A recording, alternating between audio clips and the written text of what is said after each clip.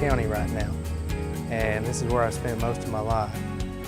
My grandfather was the county extension director here in Ashe County, and he helped start the Fraser fir industry in the 50s here in Ashe County. So we're standing here in a field of Fraser fir that will be a seed orchard, and some of the seed that was collected that are grandparents of these trees, my grandfather actually collected from the wild. So now, today, I don't have a large operation. It's more additional income for the family. My primary job is an extension agent here in Ashe County, helping other farmers. But I do have heritage breed poultry and show and exhibit those in many different places in the country.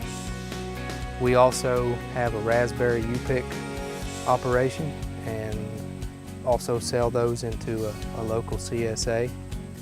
And we are in the process of expanding and working towards putting in a choose and cut Christmas tree operation as well. No 2 days are the same. First and foremost, weather dictates a lot of what I do. As an extension agent, part of what we do is responding to the issues that growers have, which you could have one problem one day and another problem another day. And then we're also planning I'm also planning programming, programs, educational programs that take research that is being conducted at the university level and moves it to a community level so that farmers can have the most up-to-date information possible so that they can remain profitable and sustainable this year, next year, and hopefully for generations to come. And Farm Bureau has provided opportunities for me, then through the leadership opportunities, through the Young Farmer and Rancher program, I've been able to become an ambassador for agriculture, not just a farmer. So I think that that's the other aspect of things, is that we can sit on a farm, we have a great office out in the country, getting to take in Mother Nature, but if we don't take what we know and what we understand as farmers out into the world and teach the people who aren't around agriculture on a regular basis what it takes to grow things, what it takes to be a producer in this world, then they won't understand the efforts that we're making and will be advocates for farming as well. My farming philosophy is that if you're not willing to put in the time and the effort and understand that farming is not an 8-to-5 job, that it is a lifestyle and it requires a lot of long hours, and at times you'll be harvesting and it won't matter what the weather is, it won't matter whether there's people there to help you. You've just got to pull your pants up, go out and get the work done.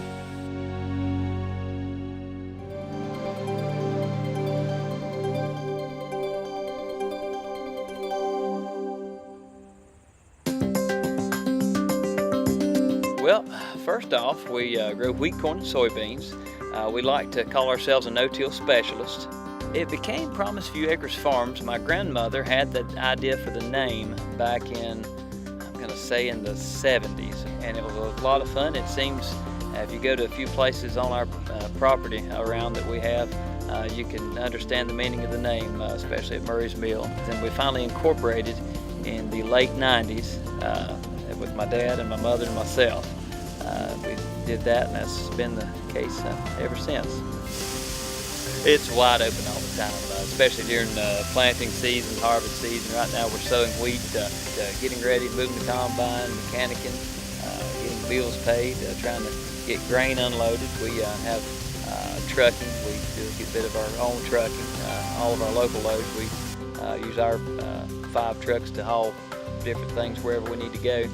Farm Bureau, I grew up in Farm Bureau. I probably was a Farm Bureau member at birth. My papa bought me a life insurance policy for my parents when I was a baby, so I would say I probably was a member at that point and started off then. I enjoy going to Farm Bureau meetings. My dad was on the board of directors for a while when I was little. I can remember a little bit of that. My papa, he was also an active board member on the county board of directors here in Catawba County.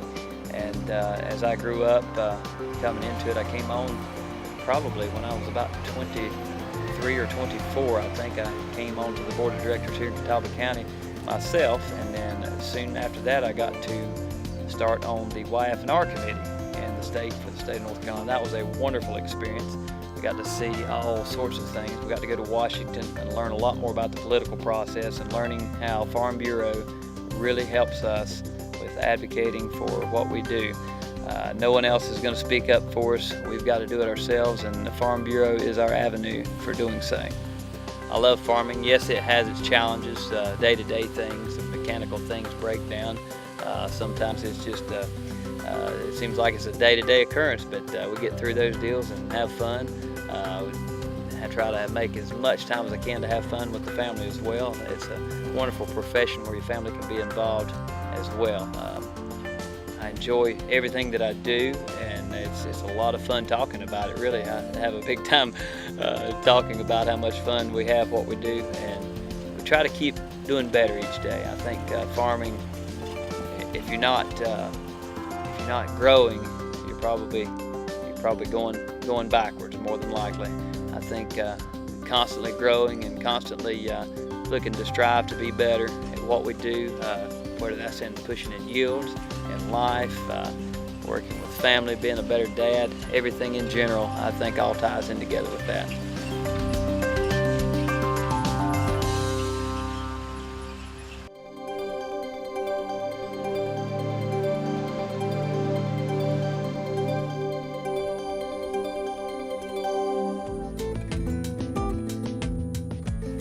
Well, this farm's been owned by our family for countless generations. I know we've got papers back to where we own land from the 1800s, this specific land here.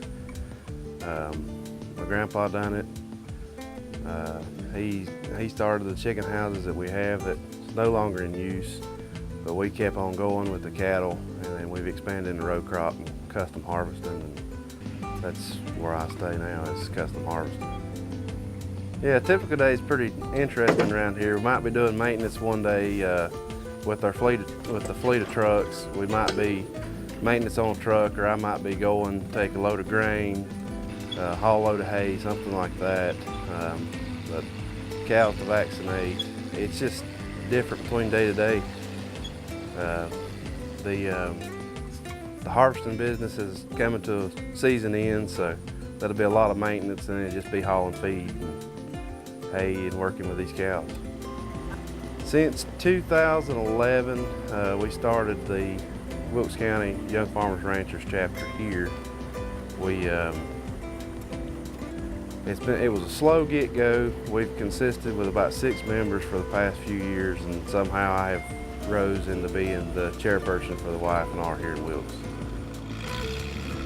It's definitely been a big deal to me, being able to support the policies and understand what's going on with the legislature and support different members of legislature, whether they're governor, senators.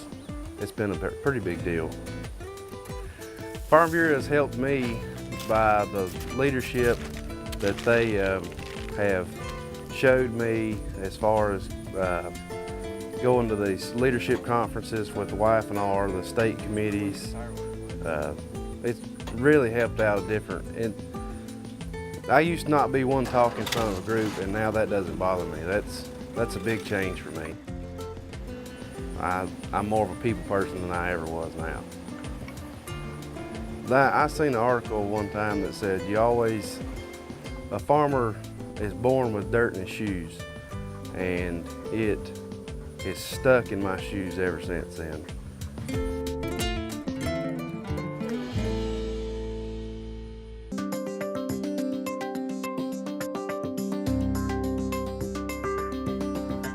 So currently I work at NC State University as an extension associate in charge of all the youth livestock programs.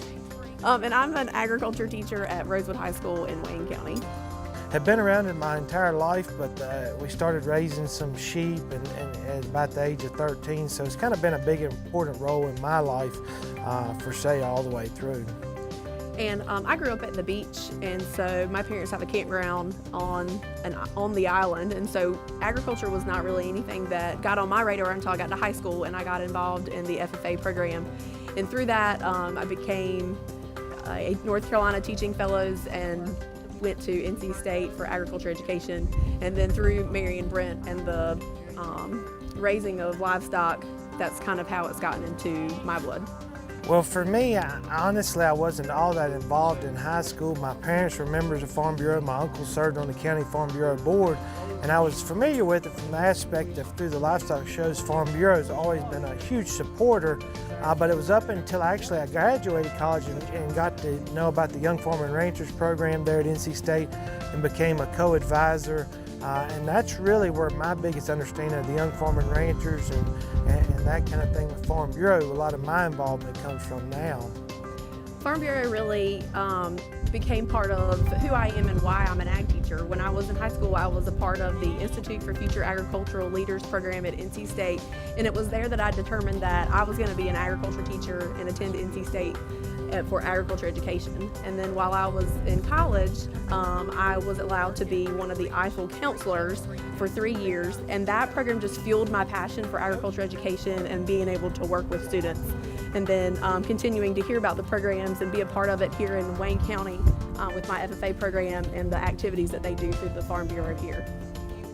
Even though we live in a very rural area here in Wayne County, students typically have never worked with sheep or goats or pigs or anything of that nature. Cat and a dog is about it. So when they come here and they handle those animals for the first time, and then they learn that they can be comfortable around those animals, it opens up a whole new experience. And so traveling with those students and getting to know them and their parents and their interests and being able to show them how the experience that they get here can also help them in the future, whether they're going to be a lawyer or whether they're going to be a veterinarian. The experience that they can gain through this program can all be associated with any future career.